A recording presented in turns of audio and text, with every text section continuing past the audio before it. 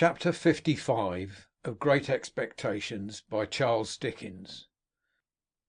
He was taken to the police court next day, and would have been immediately committed for trial, but that it was necessary to send down for an old officer of the prison ship from which he had once escaped, to speak to his identity.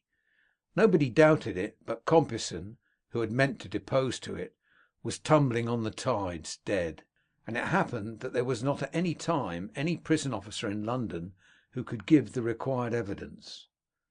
I had gone direct to Mr. Jaggers at his private house on my arrival overnight to retain his assistance, and Mr. Jaggers on the prisoner's behalf would admit nothing. It was the sole resource, for he told me that the case must be over in 5 minutes when the witness was there, and no power on earth could prevent its going against us. I imparted to Mr. Jaggers my design of keeping him in ignorance of the fate of his wealth. Mr. Jaggers was querulous and angry with me for having let it slip through my fingers, and said we must memorialize by and by, and try at all events for some of it. But he did not conceal from me that although there might be many cases in which the forfeiture would not be exacted, there were no circumstances in this case to make it one of them. I understood that very well. I was not related to the outlaw, nor connected with him by any recognizable tie. He had put his hand to no writing or settlement in my favour before his apprehension, and to do so now would be idle. I had no claim, and I had finally resolved, and ever afterwards abided by the resolution, that my heart should never be sickened with the hopeless task of attempting to establish one. There appeared to be reason for supposing that the drowned informer had hoped for a reward out of this forfeiture, and had obtained some accurate knowledge of Magwitch's affairs. When his body was found, many miles from the scene of his death, and so horribly disfigured that he was only recognizable by the contents of his pockets, notes were still legible, folded in a case he carried. Among these were the name of a banking house in New South Wales, where a sum of money was, and the designation of certain lands of considerable value. Both these heads of information were in a list that Magwitch, while in prison, gave to Mr. Jaggers of the possessions he supposed I should inherit. His ignorance, poor fellow, at last served him. He never mistrusted but that my inheritance was quite safe, with Mr. Jaggers' aid.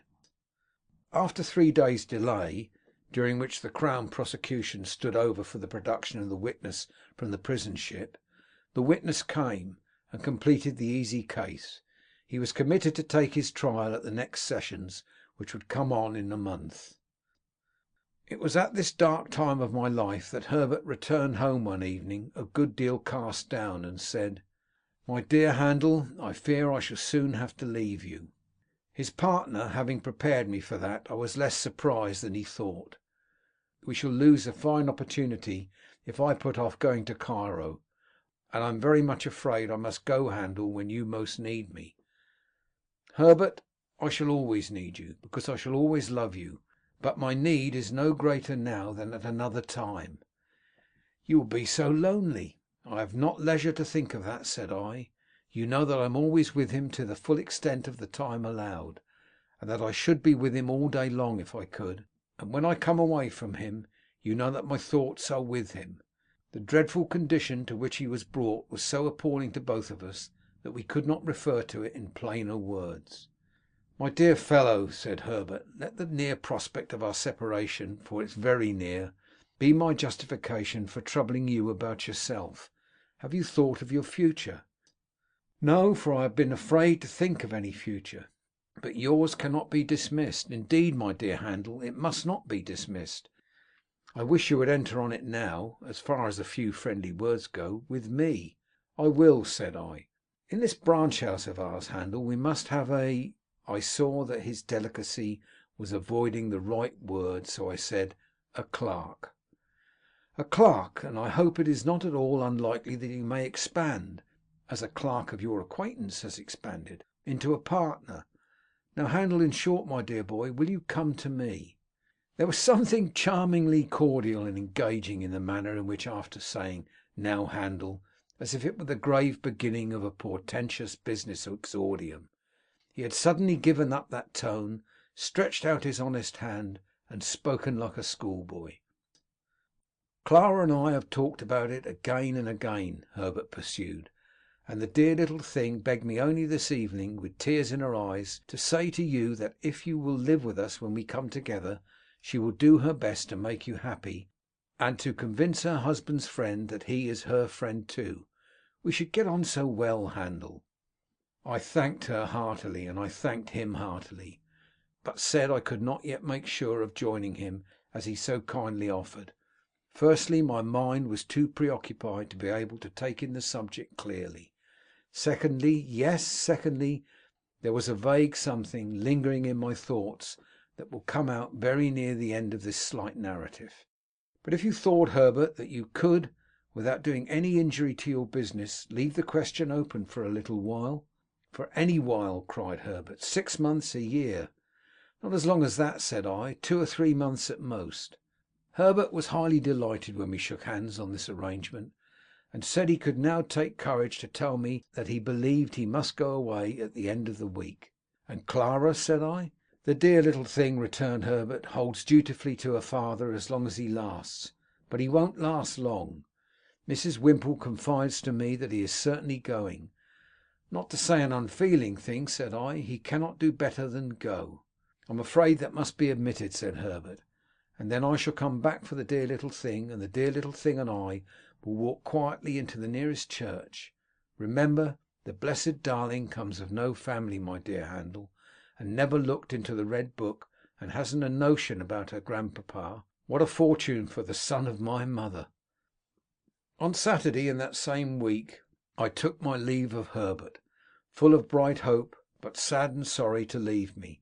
As he sat on one of the seaport mail coaches, I went into a coffee house to write a little note to Clara, telling her he had gone off, sending his love to her over and over again, and then went to my lonely home, if it deserved the name, for it was now no home to me, and I had no home anywhere. On the stairs I encountered Wemmick, who was coming down after an unsuccessful application of his knuckles to my door. I had not seen him alone since the disastrous issue of the attempted flight, and he had come, in his private and personal capacity, to say a few words of explanation in reference to that failure.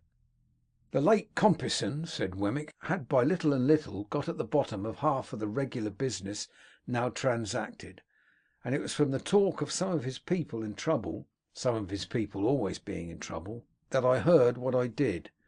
I kept my ears open, seeming to have them shut, until I heard that he was absent, and I thought that that would be the best time for making the attempt. I can only suppose now that was part of his policy, as a very clever man habitually to deceive his own instruments. You don't blame me, I hope, Mr. Pip? I am sure I tried to serve you with all my heart." "I am as sure of that, Wemmick, as you can be, and thank you most earnestly for all of your interest and friendship."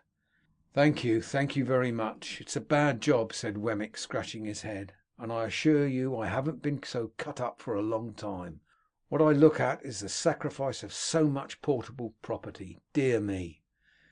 "What I think of, Wemmick, is the poor owner of the property." "Yes, to be sure," said Wemmick. "Of course there can be no objection to your being sorry for him, and I'd put down a £5 note myself to get him out of it. But what I look at is this: the late Compeyson having been beforehand with him in intelligence of his return, and being so determined to bring him to book, I do not think he could have been saved, whereas the portable property certainly could have been saved. That's the difference between the property and the owner, don't you see?" I invited Wemmick to come upstairs and refresh himself with a glass of grog before walking to Walworth. He accepted the invitation. While he was drinking his moderate allowance, he said, with nothing to lead up to it, and after having appeared rather fidgety: "What do you think of my meaning to take a holiday on Monday, Mr. Pip?" "Why, I suppose you have not done such a thing these 12 months?" "These 12 years, more likely," said Wemmick. "Yes, I'm going to take a holiday. More than that, I'm going to take a walk. More than that, I'm going to ask you to take a walk with me."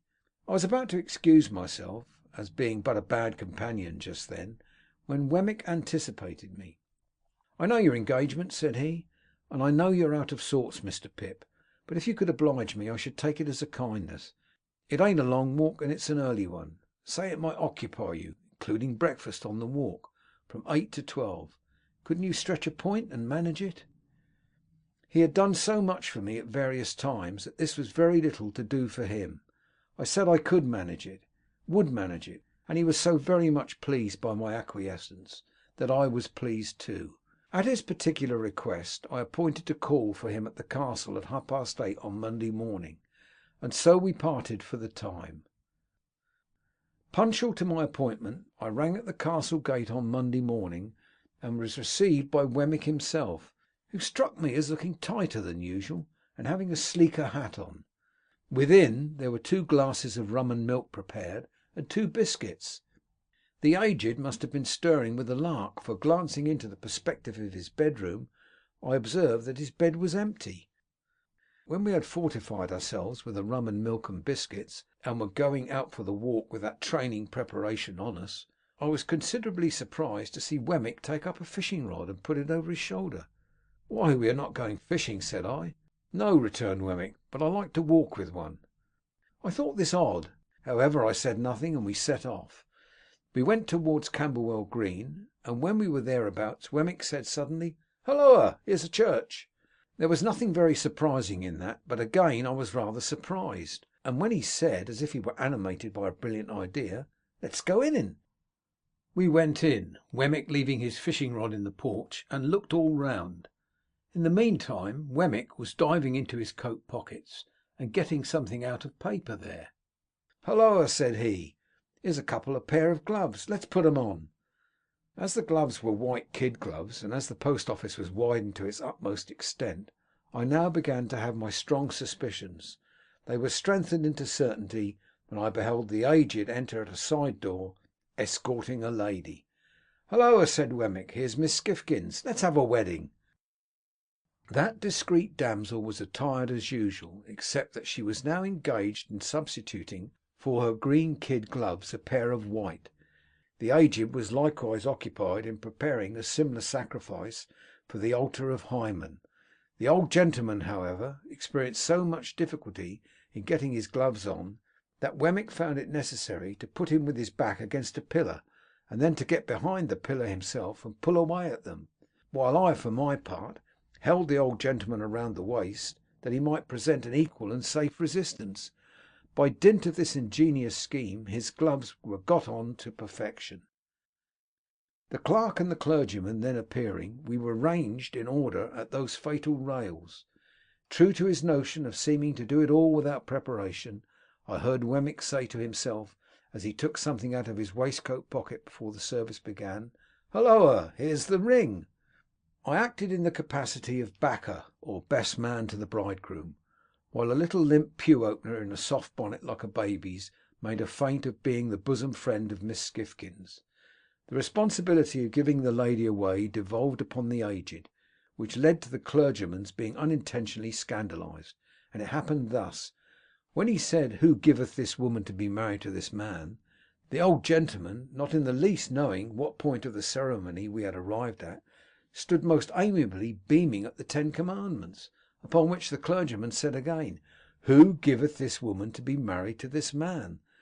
The old gentleman still in a state of most estimable unconsciousness, the bridegroom cried out in his accustomed voice, "Now, aged P, you know who giveth." To which the aged replied with great briskness, before saying that he gave, "All right, John, all right, my boy." And the clergyman came to so gloomy a pause upon it, that I had doubts for the moment whether we should get completely married that day. It was completely done, however, and when we were going out of church, Wemmick took the cover off the font, and put his white gloves in it, and put the cover on again. Mrs. Wemmick, more heedful of the future, put her white gloves in her pocket, and assumed her green. "Now, Mr. Pip," said Wemmick triumphantly, shouldering the fishing rod as we came out, "let me ask you whether anybody would suppose this to be a wedding party?" Breakfast had been ordered at a pleasant little tavern a mile or so away upon the rising ground beyond the green, and there was a bagatelle board in the room, in case we should desire to unbend our minds after the solemnity. It was pleasant to observe that Mrs. Wemmick no longer unwound Wemmick's arm when it adapted itself to her figure, but sat in a high backed chair against the wall like a violoncello in its case, and submitted to be embraced as that melodious instrument might have done. We had an excellent breakfast, and when anyone declined anything on the table, Wemmick said, "Provided by contract, you know. Don't be afraid of it." I drank to the new couple, drank to the aged, drank to the castle, saluted the bride at parting, and made myself as agreeable as I could. Wemmick came down to the door with me, and again I shook hands with him and wished him joy. "Thank'ee," said Wemmick, rubbing his hands. "She's such a manager of fowls, you have no idea. You shall have some eggs, to judge for yourself. I say, Mr. Pip," calling me back and speaking low, "this is altogether a Walworth sentiment, please." "I understand. Not to be mentioned in Little Britain," said I. Wemmick nodded. "After what you let out the other day, Mr. Jaggers may as well not know of it. He might think my brain was softening, or something of the kind." Chapter 55.